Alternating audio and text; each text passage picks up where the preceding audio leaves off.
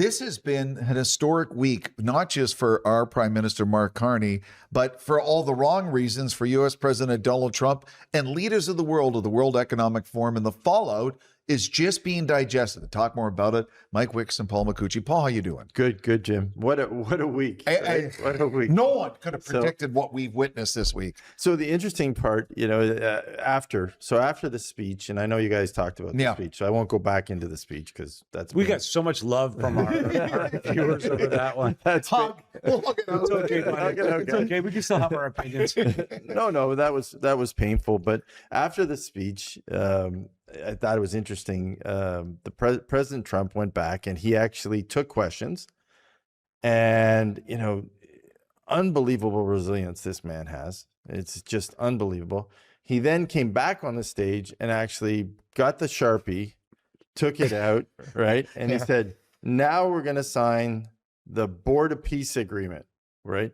Which I don't even know what the Board of Peace Agreement is, to tell you the truth, other than it has something to do with a contribution of $1 billion, which he at one point said that Prime Minister Carney was on it.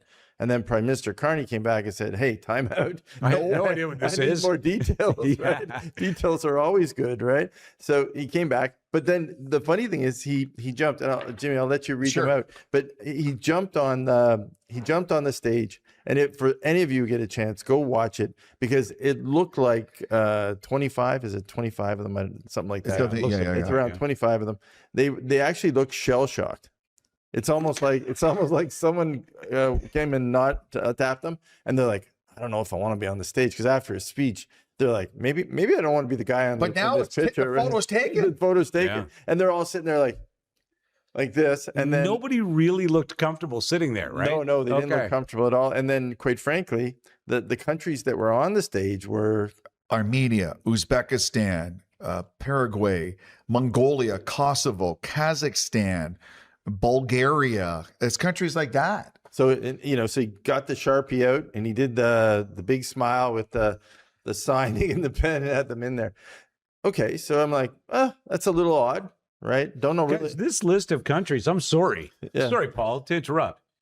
This list of countries seems like a club that Canada probably would not necessarily be a member of. Well, we were already on the plane, right? Like, as his plane was coming in, we were waiting to go out, right? Think about it, so though, we were gone, Canada, France, Italy, big major countries, all the big major, Japan, South Korea, none of them were on there. No.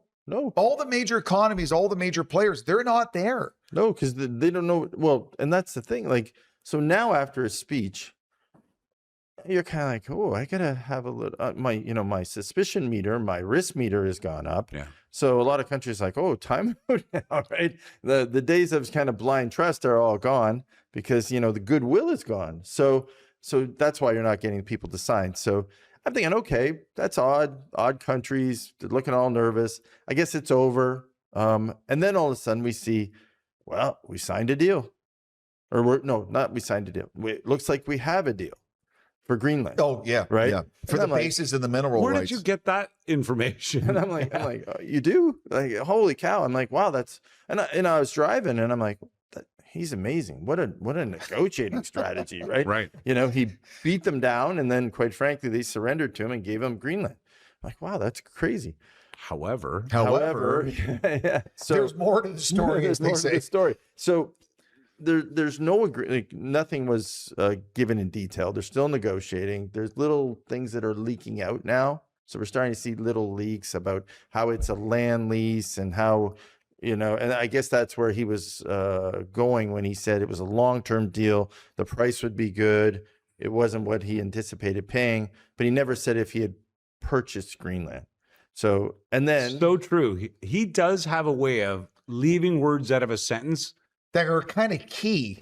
Yeah, that make you a liar if you leave them out. Yeah. Like a lease and owning Greenland are completely different. And it's amazing, because then you're watching, I get home and right away I throw on our Canadian news, little coverage. I throw on Fox just to see what they're saying.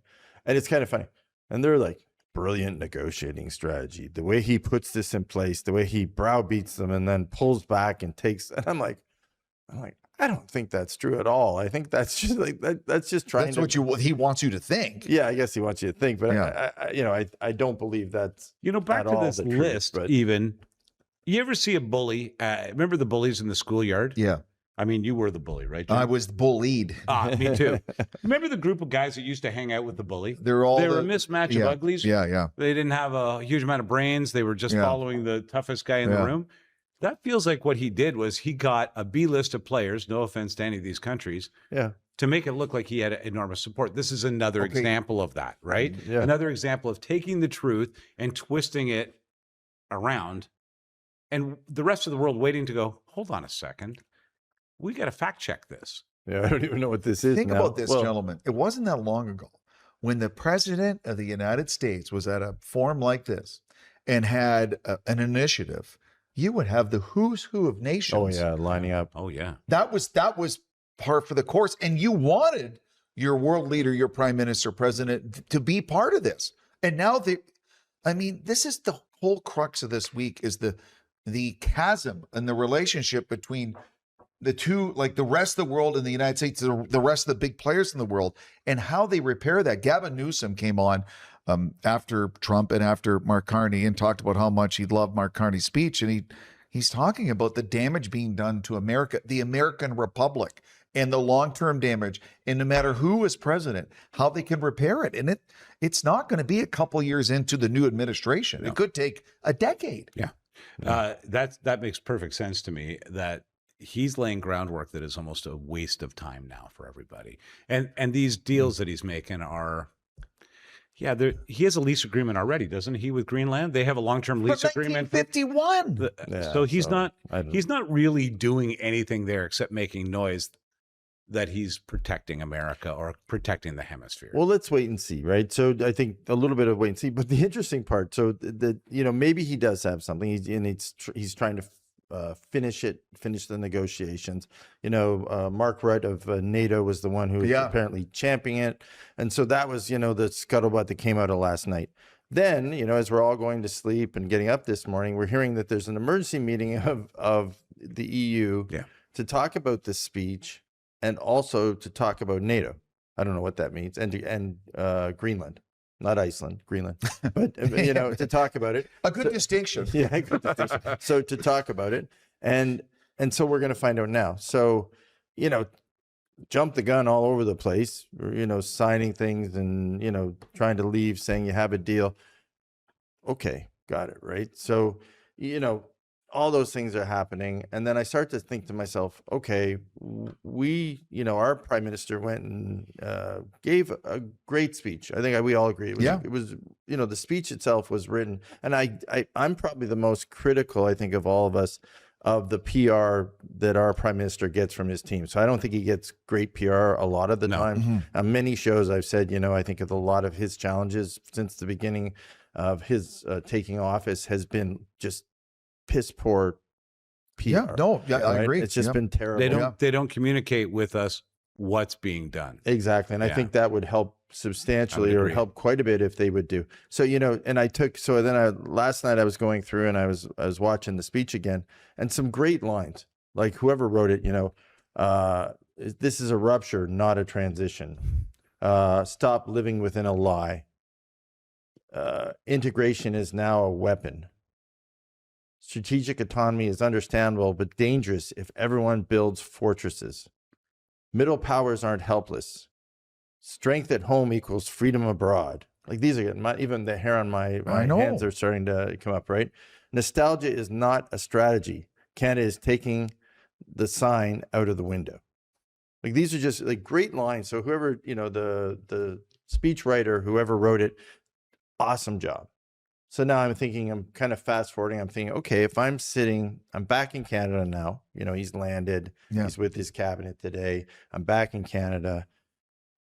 He's probably thinking to himself, okay, I went there and I did my speech and I acknowledged that, globalism as it was with the US in play is dead, because that's, I think there's no doubt, if anyone doubts the U.S. position at this point, well, then you're not. I mean, Yeah, you're not How all could there. that be possible? You're not all there, right? Yeah. He's made it. The one thing I got about Trump that I do give him credit for is that, where it may be very harsh, you totally understand his position. So he's numerous repetitive times he's repeated. We need where he Greenland. stands. We need Greenland. We have Yeah. to have Greenland. Yeah, Like so- he does kind of hammer. It seems juvenile, oh, it's a style. but it's a style. Yeah, it's a style. It can be harsh, but he has fully communicated that trade with us, trade with the world is changing. It's nationalistic. It's globalism in his mind is dead. He's not going to participate in it. He's not going to participate in the green agenda. He's not. So he's kind of given us a laundry list of all the things that he's out on. Right? And Paul, real quick, that is the point. Like you nailed it right there, because for so long, especially the first term, oh, that's just Trump. Oh, he Yeah. used to be in The Apprentice. He's just joking. But you just encapsulated it. No, it's not a joke anymore. No. It's not just Trump. This is who he is, and he just laid it bare this week. It's a thick, fat document available for anybody to download. So let's His deal plan with is out. Yeah, let's deal with him. Yeah. As the threat that he is, if you believe that. And it's not just him tweeting silly stuff and joking anymore. Right. And this is where I started going in my mind, trying to figure out. So number one, our prime minister comes back, gets with his cabinet, because I think he gets, obviously from his speech, he's an intelligent man. He does get the fact that he now is with the middle powers or on our own. So I think that's, because, we as the middle powers have to get together and figure things out. Well, in my mind, again, that's a very broad statement. So that's assuming. So now he's got to assume that the middle powers, which he's defining as, want to do that. Well, I believe the UK, France, and Italy and countries like that do want to work with him and are quite upset with America and with the current administration and with Donald Trump. So I think there's a lot of appetite, especially with the groundwork laid this week at Davos, Switzerland, for a lot of these middle power leaders and middle power countries to work together for their own protection, for their own future. Right. Well, then I called Mike, and I was having the conversation, but I said, "There's a great article," and you had the clip. From Yeah, it, but actually, this is Michelle Rempel-Garner from the Globe and Mail responding to Carney's speech. And so Carney's speech, here's her quote. "And so Carney's speech must not be lauded as a victory in and of itself. Now he must do something much more difficult, deliver concrete, practical details on how Canada's ruling political class will summon the necessary resolve, resources, and urgency to break through a decade of inertia and complacency, smash through taboos, and build a nation that is truly strong, self-reliant, and independent." Now, that is actually truthful words. Yeah, it's great. And it's exactly what I was feeling. It really, what's the next step? Which is being laid out in Quebec City on this Thursday with his cabinet. Yeah. Yes. That is really Think what's about it. being done. He comes home with no potential. So far, I don't see a clear vision what he does with Alberta. There's no firm deals in place from his jaunts around the world that I've heard of. No official trade arrangements that benefit Canada. No new projects that he announced have really gotten underway, and most of them, it seems like budgeting isn't even complete. We've got housing problems, inflation, and now, and we'll talk about this coming up later on the network here, we have a sick stock market, and this is his realm. Yeah. So he arrives home to, and this is just a short list that came to me as we started the show. Yeah. He's got a lot of challenges to face. So I heard a source say the Department of National Defense have been told to gear up for 3 months of nonstop procurement. That this part of this come to Jesus meeting with his cabinet after this meeting is to get serious about retooling the military, building infrastructure. So the roads minister and all this kind of stuff. I think I mean, what else can he do after this meeting? And then to that point, it's creating future jobs, current jobs. Mm-hmm. It's the future of Canada, the new future of Canada. Yeah. But it's more now. It's interesting because what Michelle was getting at, and what I think my head came to right away is, okay, forget Trump. Trump's. We accept. Yeah, we get it. He said it. He's basically said it. So now go through our GDP. Because our experts, they're our number one export trading partner, and we're going to have to assume most of that is gone. So whether it be, real estate, finance, insurance, manufacturing, retail, public administration, healthcare, construction, transportation, energy, mining, and these are all the items that make up 100% of our GDP, agricultural, defense, and accommodations, and food services. Sorry, those are all the things that make up basically our economy. He's going to almost have to dissect them individually and say, how is this impacted? And how do I either recreate it here or reach a trade agreement there? Or replace it with other new and innovative ways to generate revenue out of this country. Yes. And maybe it's not on that list yet, but he needs to find them. But realistically, it can't go from what it is now trade-wise, the US, to zero. If American companies need our nickel, we'll still sell them nickel. Oh, sure. And oil and whatever other goods and services. But yeah, to your point, now there's a new deal with Japan. Now there's a new deal with England. Now there's a new deal with, you name the country, to balance out maybe what the less, but there's still always going to be a huge amount of trade in the United States of America. And it will in resources, and that always makes sense. But if you look at processed or manufactured items, what the president is saying, what Trump is saying is, I'm going to replace those. So, like yesterday. And it will be easier, and they won't have any strings attached. You won't have any... The auto trade, he wants to come solely back to the United States, right? Whether food processing, retail manufacturing, all those things he wants to come. So if you're going to sell it in the United States, you're going to produce it in the United States. So, and that's what Okay, so real quick. Yeah. You're an American making $35 a year, already struggling to pay the bills, and now he's doing that. So those Nikes that are built for pennies on the dollar in Vietnam are going to be built in Pennsylvania, and they're going to cost you triple the price. I can't buy new shoes. That's going to be a tough sell for a lot of Americans who are struggling to pay the rent and feed themselves. Yeah, and they're probably not going to be wearing Nikes in the next 10. So if he has his vision, Nike will either come home, they'll sell them for a higher amount, but then, the guy who's wearing them now, because they're coming out of China or whatever, won't be wearing Nikes anymore. He'll be switching to the boxes that the shoes came in. Or another brand, another lower brand, a no-name brand. But that's where he's going with this. Like, he's not, the branding of things aren't concerning him. He's wanting the manufacturing. So from our perspective, we got to be dissecting our economy and saying, okay, if that's cutting off, where can we go that we can sell our stuff abroad or manufacture it here? And they have the information, they have the details to do it. They would have to, in my mind, start to create the structure. And I think that's where Michelle's going. She's like, okay, great. Now, all the money we pay to all these ministers to handle all these ministries, it's time for you guys to go away and share the plan for each of these GDP items, how you're going to look at these impacts. So for instance, energy, then it's imperative we have a pipeline to BC that we can ship heavy crude to South Korea, Japan, Indonesia, and the Philippines. There's new markets right there. Yeah. That would be that example what you're talking about, correct? Having said that, Trump makes it clear in his strategy that dealing outside the hemisphere will not be good for Canada. Right. Well, that's another. And boy, he's already pissed at Canada, obviously. So but wait a sec, how could he possibly stop us from selling our oil to Asian countries? Taxing us and tariff. But that is his national strategy. Yeah.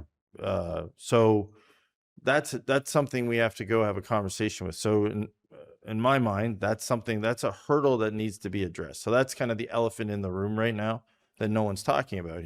They've wrote it, they've talked about it, and they've talked about why. So now someone has to go have a conversation. Well, you've left us here. We've got to get to here. I have to go and I have to put an overall structural plan in place for my country. So with basically an accountability and a delivery spine that works, that makes the ecosystem of Canada function. So, it doesn't just stop and become one subsidized group, which maybe you would like. But it's really a full project plan with timelines, milestones, and basic taking my ministers and taking from probably ministerial sort of oversight to actually implementers. Right. So putting people in place that can set up. So for Tim Hodgson, the energy minister, front and center, get the pipeline built. Go and do it. Yeah. You have so many days. Here's your assignment. Execute it. Fail twice, and there's a new person taking it. Yeah. So it's like one of those, like, I don't have a choice now. I almost have to lay that ground. Infrastructure minister, we're going to build new roads and we're going to build new power lines and new mass transit subways. Going to get it built. To your point, guys, both of you, Trump shows up and he's like, we're doing this and we've done that and we're doing this. Oh, we're great at that. We show up and the rest of the world shows up saying, we have to do this in the future. There's a real different dialogue going on there. Trump shows up saying, we're doing our strategy. Yeah. The rest of the world shows up, and Carney, frankly, one of those. It was a very good speech, and it was endearing and motivational. Yes. But he didn't sit there and say, we've done this to prepare ourselves. We're doing this, and this to open up the global stage to ourselves. We're putting new deals in place that work like this for taxation, and we recommend other countries do that. What he did was give a lofty, spiritual discussion. What a contrast, right? So it's interesting. It is a little bit, it's hard to follow. I understand when you're listening to Trump, but you're listening to someone tell stories about things they're actually doing. So, and it's a contrast because one different personalities, different business backgrounds, different skill sets. So you're listening to someone philosophically laying out a theoretical strategy. Yeah. And then you're listening to someone, maybe too much so, talking about phone calls and granular discussions to cut deals. It's very much a doer, it very much is different, but we now have to gravitate, and I don't want to listen to their phone calls because those are terrible stories, but I do want to start to hear the plan. Yeah. So then I kind of fast forward. So I'm thinking to myself, okay, we're heading to Calgary. We're going to cover, the convention for the Conservative Party, the federal Conservative Party. And I'm thinking to myself, I'm curious to think now, because, maybe when they set their agenda, and I think, Jim, we had the agenda somewhere, but yeah, right here. Yeah, when they set the agenda, their agenda was very domestic, mostly domestic. Crime, social policy, health, education, fiscal economy policy, agricultural trade. They're all important. I'm not immigration, foreign affairs. There's some national security stuff on there. But I'm thinking now that if I'm sitting there and I'm actually leading into this and I'm watching what's going on in the world, the key question coming out of this is, what would you do different, right, Jim? And you and I talked about what is that ending speech. So when the conference is over, yes, and the soundbite speech comes, can Pierre Poilievre give a similar speech to what Mark Carney did in Davos, Switzerland? Axe the tax. If that's his spin, I'm being serious, Mike. If he starts falling to the old platitudes from the last election, how can not just people? There's a lot of people who already don't like him, but the power brokers of the Conservative Party, how would they put their faith and their money behind him if they don't get a big time performance at the convention? Why? Why would you do it? And also, why doesn't their strategy? I mean, we received their policy strategy for review by their executive committee. Mm-hmm. It was posted a week ago, guys. Was that right? About a week ago, we got that strategy. So this is pretty current writing. It would have been very smart for them to include a strategy of, okay, how do we use the opposition, A, to be patriotic at a time we need to and look out for Canadians alongside and offer support for our prime minister, because that is what it's going to take, guys. I'm sorry, but it is. You have to be a little less polarized at the moment to make this country operate and move forward. And then the other thing is, why isn't he out there creating this dialogue in those documents, on the convention website, in social media? I'm going to ask around the studio, show of hands, who's seen a Poilievre response to what's going on in Davos? Nothing. I see not one single hand in the room. I saw it from Michelle Rimper Garner with that really well written and well thought out article and column that she wrote. Yeah, but but we not didn't from see the Pierre Poilievre. and many of the other countries at Davos had the opposition. Gavin Newsom was there. Absolutely. So we didn't see Poilievre there, and I'm, by the way, I'm not out here trying to harp on Poilievre, but the reality is, I don't feel like he's really focused on this next major phase for our country. Mike, it's not harping. Think about what Paul said in reading off all the itinerary for the convention. This is, will the Conservative Party throw all their chips on the table and their money and their resources and their time to support him in another election? Because if you do and you think you can win, fine. But if you don't think he can do what Carney did in Davos, if you don't think he is the one, if you don't think he could become prime minister, well, then this is the time to make the decision. Well, and also, Jim, you know, as I've been saying on a few past shows, give him the direction you want him to go. So, yes, you know, you can't keep criticizing him. Mm-hmm. You got to actually, if you want him to stay as the leader, you got to give him some direction. So I tried to figure out, last night I started kind of typing out saying, okay, if I'm sitting in their boardroom and I have that whiteboard and I have my strategy team basically around the boardroom table, what things am I throwing on the board, right? So this is the moment to step up and not sit out. So right away, I'm starting to figure out, okay, how do we step up? How do we get engaged to this plan? Choose engagement over symbolism. So then I'm just writing out, okay, so let's not, he gave a great speech, but I'd come out and say, like, I'm ready to jump in, roll up my sleeves and get to work. And here's how. Show Canada what a Conservative prime minister looks like abroad. So I think you have to basically say that now. So, you know, the middle countries, he's defined, our prime minister has defined the middle countries. What would you do differently, or would you just do the same thing? So I think we need to figure out where they're at. Foreign policy can't be an afterthought. So I think that's the one thing I put down, that the Conservative Party has made that mistake on the last election. Are they going to make the mistake again? So the priority list of things that are at the conference should start with foreign policy, because that foreign policy question is the biggest question we have with our sovereignty going forward on our potential issues with the United States and with not even other close. nations. Yeah, not even close. So if I had to prioritize what I'm going to talk about, it would be at least 40 to 50% on that issue. And the rest, quite frankly, I might be putting on sidebar breakout rooms, you know, so I could at least get my policy platform together coming out of this to give direction for the party of where we want to go, right? Think of all this real quick. Think of all the Conservative supporters who maybe can't be in Calgary or watching this. Go, wait a sec. What about what's going on around the world? Well, wouldn't they be asking that? Because this is a group, historically, Conservatives are the money group, right? They are the people that understand money, and they make the battle against liberal decisions to spend money like crazy. And so that's part of it. But they're going to, you're right, Jim, they're going to see across the border right away, and they want to see what this is. The other thing is, I talk to Conservatives, and you do every day, and there is no doubt that among Conservative supporters, there's a little bit of questioning whether or not Poilievre's a guy. We don't know that there'll be an election because, you know, it hasn't been stated. There's no reason at the moment. He does not have the likability factor, unfortunately, fair or not, as a top and elite politician that you need.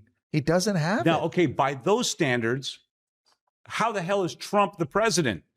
But half of America love him. That's why. So how did we get half of Canada or more, if I'm the Conservative Party, to like my guy? Is it make him more personable, make him more knowledgeable, make him more worldly? I don't know if you can. Make him more accountable. So what I would do, so this is what I would do at this point.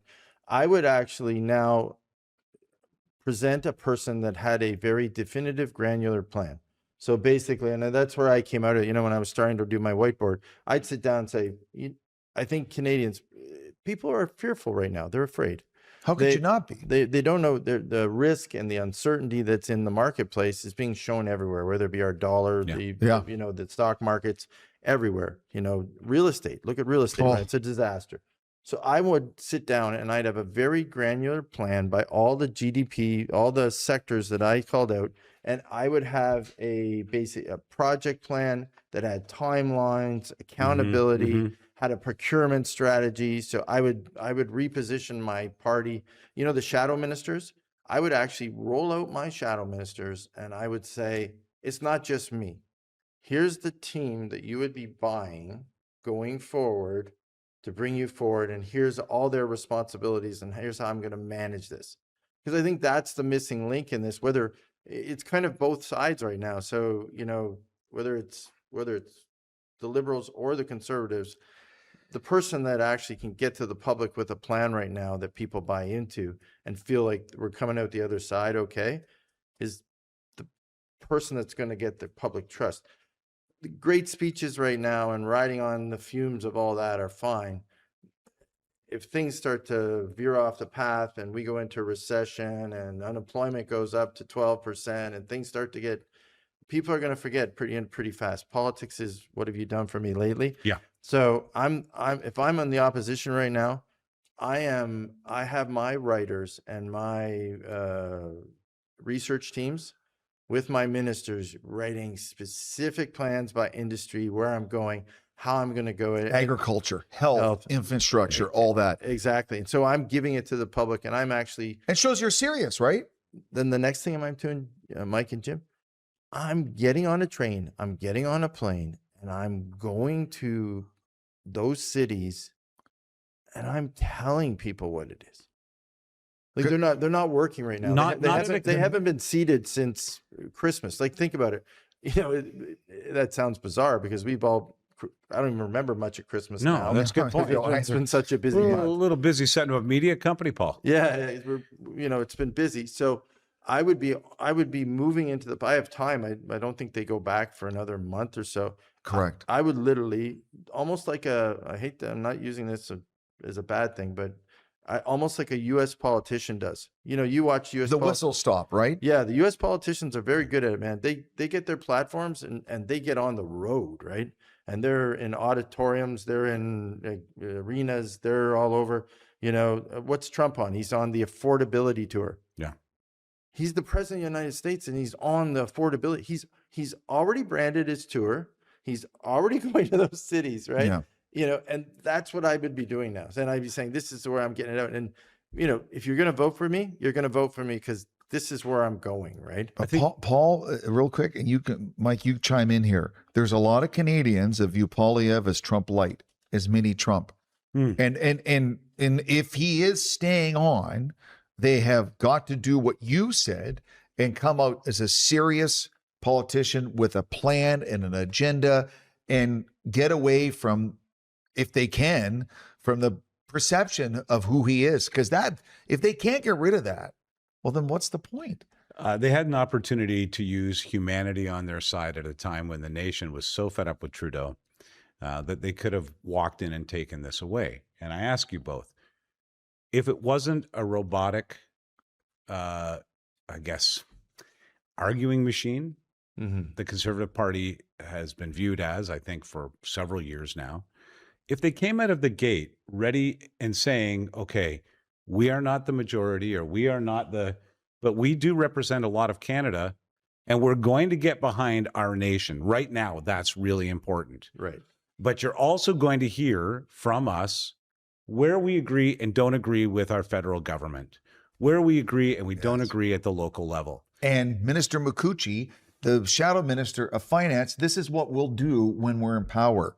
And as you said, just lay it all out and give people facts and information. And also, I'd like to meet with the Prime Minister as the leader of this party quarterly to share my discoveries, to share the feedback that we've got. Well, that's part of the accountability and the measurement piece, which any business or any country needs to succeed, right? And that's where listen, many shows I've done about the lack of productivity of Canada right now. So there's tons of examples why we've ended to be I think the second last country in the developed country. We're in second last place productivity per capita.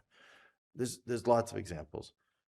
How do we move forward and how do we don't measure ourselves and we don't put enough. And I think that's where we've gotten now is with the US moving off and we're sitting on our own. People are like, okay, how do we because there is a feeling of hopelessness a little bit right now. People are like, I'm feeling a little hopeless. Like, what next? Yeah, maybe I should start thinking about going back to my country of origin. Maybe I should start. Well, the thinking about leaving. opposition pushing up against a strategy nationally on a daily basis does not help that psychology. No. Because it feels like we're spinning our wheels as a nation. So what you're talking about is him getting at him, or let's not even talk about him for a minute. The Pierre Poilievre. I'm sorry we're actually, but he's the guy. No, for now. But you mean the Conservatives in general? But let's talk about the Conservatives, because I don't want to put too much stress on him, because I do really believe that it's up to the party to come out of this with a campaign. So whether it's the affordability tour, whether it's the, I don't know, productivity tour, the resource tour, retooling Canada tour, whatever it is, it's, the plan or whatever. And we go out and there's something published and he starts to tell people about it. That'll push, which is good, the debate with the Liberals and with the Prime Minister on getting an actual on-ground plan, which is hard. Think about it. You spent, and both of them, quite frankly, I think have a little bit of the same malady. They spent their lives in boardrooms or government offices. Yeah. Yep. Right. And that's a challenge sometimes, because if you haven't actually went in the real world and been an entrepreneur and ran your own business and functioned as normal businesses do, it's sometimes hard to transition your thinking over to what the guy on the ground needs. Because you're in such a little insular bubble, right? And also that insular bubble is tunnels and trails and pathways that are very specific to get things done that don't exist in the real world. Exactly. So now creating that granular plan with your ministers and your team, it's going to make both of them kind of come to ground on not only domestic issues, but how those domestic issues tie to our new foreign affairs issues. So, and that's the tie that we're missing right now. And I think that's where it'll help. And I hope they listen, and I hope, whatever this conference ends up being, it comes out with a plan and a strategy that actually will push both parties to elevate. Because that's ideal. Yeah. Guys, I think Canadians now, especially after what you said, Paul and Mike, don't just criticize. Don't just give me the sound bites. Okay. Yeah. We are worried. Homes aren't being built. We're worried about a price of a house like this and that. Condos don't sell at all anymore in our country. Price of food and blah, blah, blah. Okay. What would you do? How would you do it? Tell us. Mm-hmm. Just tell me. Yeah. And therefore you have a plan. Whether the plan works perfectly or not, I just think people need a leader to give them a plan to try to take them out of it. The end result will be the end result. You really think, we watch Trump. Do you think he really knows the end result out of anything he's doing? No way. No way. Not a chance. No. Not a chance. No. But I think that he's given possible outcomes, but I don't think he even registers them. No, but he calculates it, he makes a decision, and he goes in a direction. Very American, but it is a way to get things done. Now, the end result sometimes might be, disastrous, but is it more disastrous not to have a plan and sit and fail than to get on your feet and have a plan and at least get to an outcome where you can assess and maybe be able to manipulate it or change it to get the outcome you wanted? And I think that's where we're failing now. We're sitting in theories and philosophies, and we don't have anyone on either side going to ground. And that's what, if I was any advice for this coming convention, change your agenda, focus on determining that, figure out what resources you need. And it also comes with, we've talked about it, Mike, many times. Get a media plan. Yeah, be able to communicate. My goodness, guys, for crying out loud, for the Conservative Party of Canada, please figure out a media plan, because quite frankly, not having one and not communicating very well. And I'm again, I criticize both parties. I criticize, the bad PR on one side. The Conservative Party, not much better, quite frankly, because they haven't figured out a way other than, fundraising emails and other things to get into anyone's inbox. So, you need to figure that out, because you have to track. Sorry. To that end, media plan, the last thing Poilievre tweeted yesterday was about a carbon tax and the price of the pump. Yeah. We heard that before. What if that post was very impressed with our prime minister? Thank you for representing us well at Davos. Yeah, looking forward. Okay, can I add a little bit? Looking forward to getting on and working together on a strategic, granular plan on how to move forward by sector.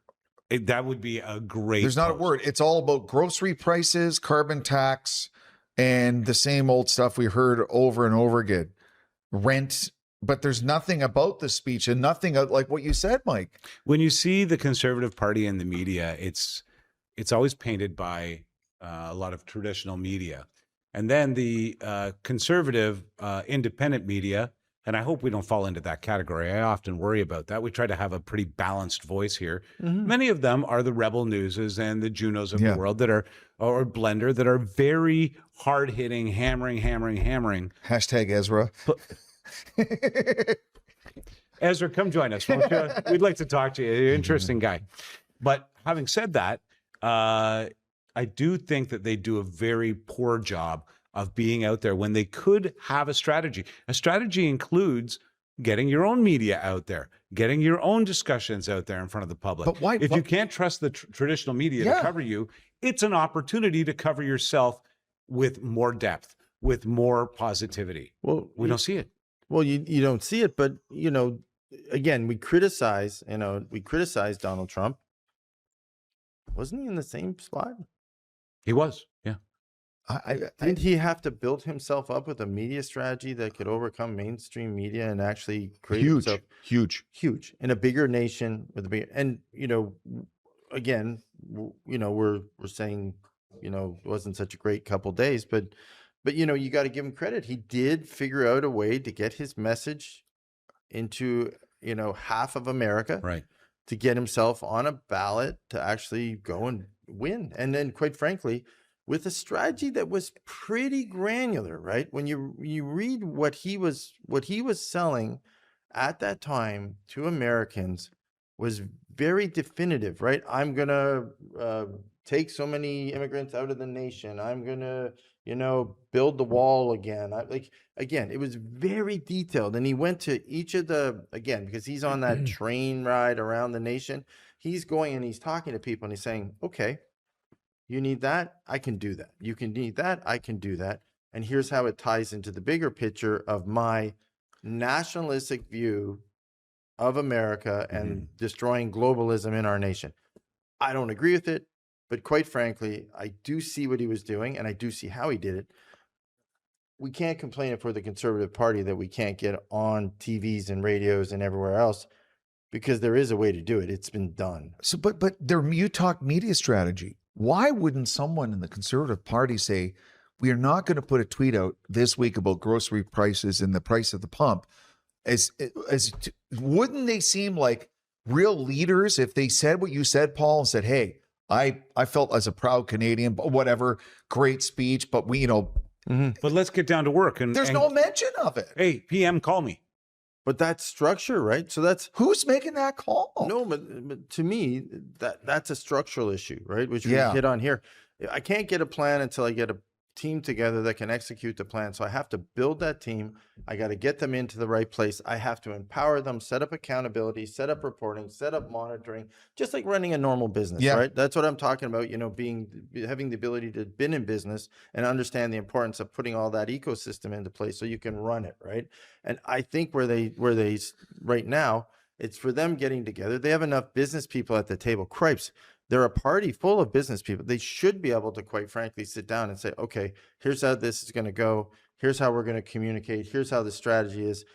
If whether they have tech people on their team, whatever, their PR people, how they all coordinate, how it gets out, who monitors the messages, what's the feedback, who does the reporting of it. Those are all the things they should be covering, but yet they're not. But so someone in the party said, let's not even mention this historic speech that's being, applauded around the world by world leaders and everyone.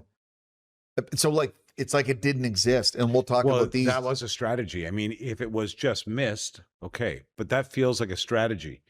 Dave, in the marketing side of things for the Conservative Party, is saying stay the course with our messaging about taxation. That's the most about Grocery groceries prices, blah, blah, and blah. inflation. Yeah. Stay with that. Stay with that while Carney's out there. Okay, But this week? not the week to do that. No. And then probably, quite frankly, there's sort of a set of pollsters who are behind them telling them, yeah, that's going to emanate or that's going to work. But the Again, as we talked to before, take it with a grain of salt, right? You go to ground with the people, right? Because I guarantee you, Trump, when he was doing his tour, quite frankly, probably was listening a little bit to polls, but probably really didn't give a shit, right? He probably doubtful he did. I definitely Yeah, did. He was yeah. just doing it by feel and touch as he was seeing the people. And by being on that train and going to those communities, you're going to learn about those issues. You're going to understand them and you're going to adapt. And I think that's the message. And, whether it's the Liberal Party or the Conservative Party, someone's got to do it. And it's whoever gets to it first and does it the best is the person that's probably coming out in the outcome. Elected in the next. At the outcome. But Well, if they we've both seen- don't do it, if but they we've both seen- don't do it, it'll be a free for all. And then, quite frankly, that's a shame for Canada. because Absolutely, yeah. That probably means unfortunately, our future is not as bright as we'd like. But think, so. Mike, so you go to a coffee shop anywhere in Canada right now and just chat with average people. What do you think? 95% are mentioning what's happened this week in Davos at the World Forum? I would say that there wouldn't be a single person in Canada that has any view on the news. Did you that see doesn't what put that- Poilievre tweeted about grocery prices? I doubt that's happening. Not really happened this week. I'll tell you. Not that. this week. Do you remember Hazel? Hazel McCallion? Oh, of course. Yeah. The So- Hurricane Hazel. So, Oh, yeah. got to know her after a purchase of a business. And, it's interesting. She invited me one day. She says, I do these coffee shop meetings. And she would go around Mississauga to these Tim Hortons meetings, right? Yeah. And I thought it was kind of wacky, to tell you the truth. Independent, not only Tim Hortons, but she'd pick these locations. And she'd just show up at the same day and just go. If no one showed up, she'd just grab a newspaper and just chat with people. have a coffee, and whoever came talk to her.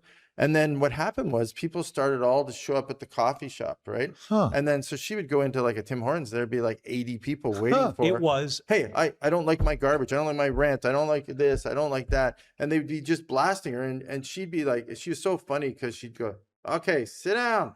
Yeah. One at a time, right? Here's what I'm doing on that. Here's what I'm doing. And she'd have her girl beside her writing down all the issues, right? She'd go back and she'd send a message to all her counselors. You take care of that. You take care of that. You take care of, you do this, you do that. And stuff got done, didn't it? But that's leadership, planning, and organization, and understanding how to go to ground. What's interesting is that that became. I forgot about that, Paul. Yeah. She became brilliant. famous for that. Yeah. Don Cherry would talk about it on Hockey Night in Canada. Yeah. And she was not young when she was doing that. She was no. She didn't even get she was elected a until senior. 40s, right? Or something? and she hung in there for years and years. Remember when she was 80, she was biking from one of these and got hit by a car going to City Hall on her bike. Yeah. But then kept going to work. Kept going to work. Yeah, no, she was a trooper. But that's what again, that's the missing link in Canada right now. Mm-hmm. That's really To your point, the other day I was in my local convenience store, and I think I mentioned this to Paul. And I said to the gentleman behind the counter, God willing and the creek don't rise, sometime in the next 6 months, we'll get to sit down with Danielle Smith and get an understanding of what's happening in Alberta and what her opinion is. And, kind of hash it out and see if it's a good idea. And he said, can I send a message to her? Oh, this is in Southern Ontario. This is in Southern Ontario. He's got an interest in what she's going to do. Okay. His message. By the way, I will record it if I can get permission, because he said I would like you to record it and send it to her. Okay. Show it to her if you meet her. And I thought, okay. But his message was beautiful. His message was this: I would have not voted for this prime minister. I would have voted Conservative. Please take the opinion of a Canadian that's new and loving this country, and he's been here for 25 years, so he's not that new, that I want you to work with our prime minister. I want you to work with our government, because if you don't, I can't vote for you. And if I'm in Alberta, that's how I feel. And if I'm looking at the National Conservative Party, that's how I feel. And he said, I'm conservative.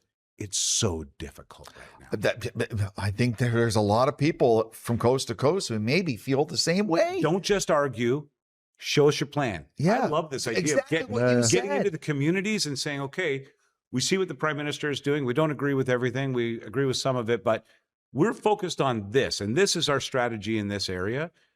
And actually get out there, and because they do have some power in that parliament. So Paul, If think you're about pushing, this. if you're pushing your agenda along all the time, You take the tie off. you look reliable. And you go up to the Big Nickel in Sudbury or whatever, and you're the shadow minister of the Conservatives, and you're actually at the coffee shop with the miners and asking them and talking to them and giving FaceTime. Wouldn't that make a big impact? Here's our plan. Give me your input. Yeah. What do you think? Yeah. What do you think? Guys, what are your What top can we do 3 better? problems here? Yeah, We got to definitely. They're going to tell you. They're going to tell you way more than you're going to learn being in Ottawa. Go to a factory when they have a shift change. Guys, we're going to build this ring of fire out. What would be a good way to lay out a city here? Oh, so let's say Ring of Fire. Okay, so Yeah. that's interesting. So we talk about the Ring of Fire. We've had this discussion Yeah. before. Are we serious about the Ring of Fire? Well, they are in China. They build mining cities all the time. Yeah.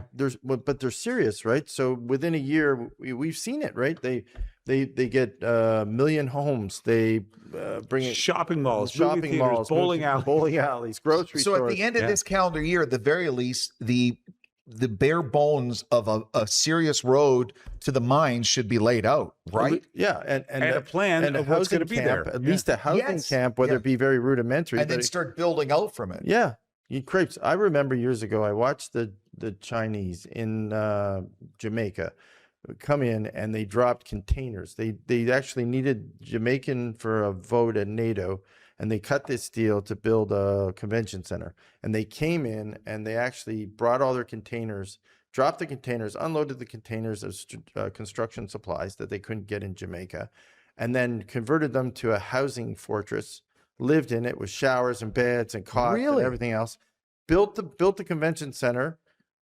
airlifted the containers back out and left. They were done. They were done. Wow.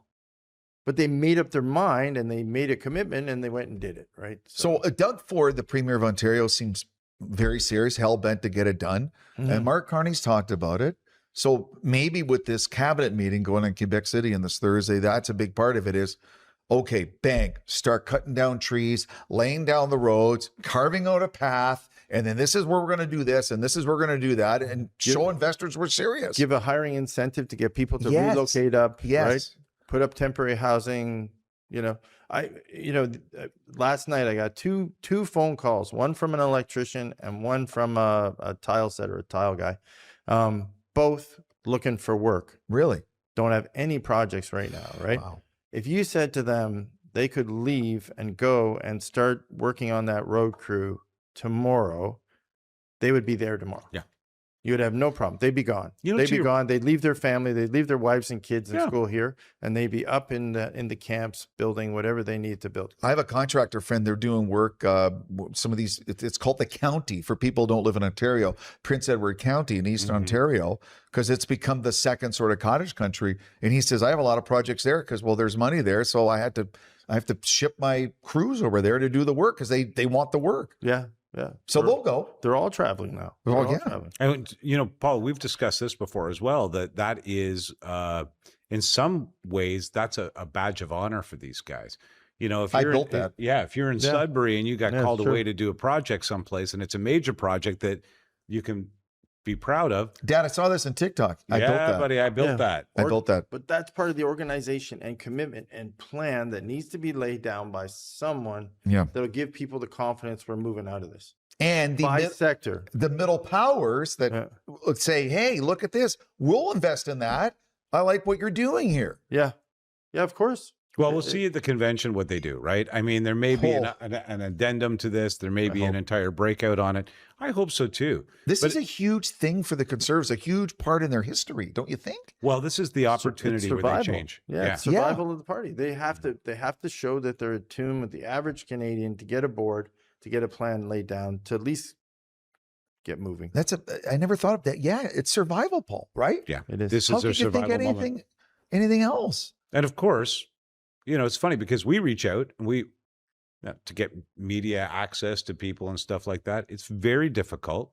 They don't really like anybody interviewing them, and that makes sense. But that needs to open up a little bit more to have reasonable conversations with people and share the opinions. Again, I hate to use him as an example because I know the last couple of days. He's walking on an airfield. He's answering questions. He's in an airplane. He's answering questions, right? Your platform should not be something that you're hiding. Your plan should not be embarrassing. Your thoughts on what should be moving forward for the country should be openly shared as the leader of a country. That's your job. Not just opposing what the other guy's doing. Yeah, you should be able to go into a coffee shop or a restaurant, an airfield, off a plane, and someone asks you a question, stop and give them a straight answer. Whether they like it or not, that's the answer, and that's why you elect people into power. Because they have the guts to proceed with the plan, even when some people don't love it. So say you go to the coffee shop and he rolls in there, whoever the politician is, and starts chit-chatting, having a conversation, like you said Hazel McCallion did. Yeah. You're like, I may not agree with him, but I think he seems like a pretty decent person. Yeah, that's it. You talk about a likability, like regular person. Oh, I'll have some Timbits and a coffee, please. Oh, hey, how's it going? What do you do? Blah, blah, blah, blah, blah. Yeah. There's that fantastic scene in Darkest Hour where Gary Oldman's playing Winston Churchill, and he takes the subway and he starts going, what do you do? I'm like, well, we're going to need bricklayers to rebuild London. What do you do? And what do you think about this? And all the people start talking to him, and it was part of his charm. Oh, yeah, yeah. And he was like, here's the Prime Minister of England in the war talking to someone on the subway.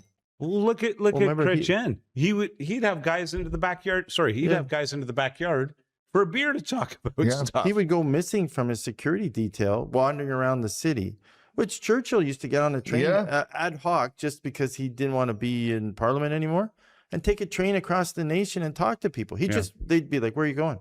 I'm just jumping on my train, because he had his own train. Guys, like, hey, I golf fast. You want to golf with me? We need someone for a foursome.